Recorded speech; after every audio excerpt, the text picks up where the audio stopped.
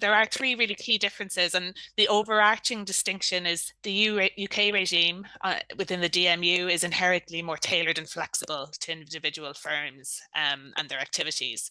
So the DMA in the EU has a kind of one-size-fits-all approach. It has quantitative thresholds. It's more rigid, but also that creates, from the perspective of tech firms, more legal certainty, you would say. So I think the first kind of key area of substantive difference is in relation to how firms are designated under the regimes. So there are similar qualitative tests that capture the largest kind of digital firms with those kind of entrenched market positions. So we think that similar firms will be designated under the regimes.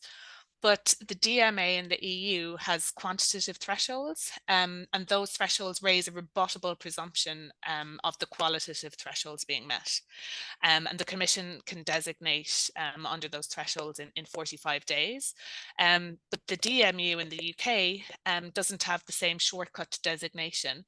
It always must undertake a full investigation to designate firms as having this strategic market status, and that takes around 9 months.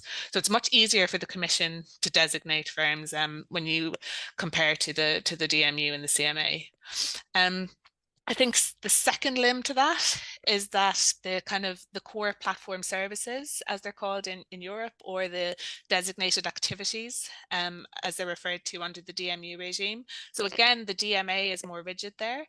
It sets out a prescriptive list of 10 set core platform services, and they're specified in the legislation. There's some scope to amend those, but it's difficult to do so within the scope of the legislation. And it's worth noting that the current list doesn't include key areas that have come up in the digital space, such as AI.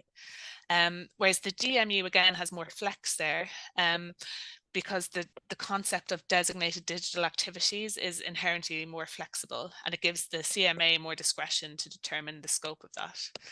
And then I think the third and last limb of substantive divergence relates to the substantive obligations. So the UK DMU has really, again, tailored rules that will be different for each firm and digital activity, and that's at the broad discretion of the CMA. So those rules are more flexible and malleable in the way they operate. Whereas again, the DMA has more of a one-size-fits-all approach, which is specified in the legislation. And again, they are in theory amendable, but it's more difficult to do so.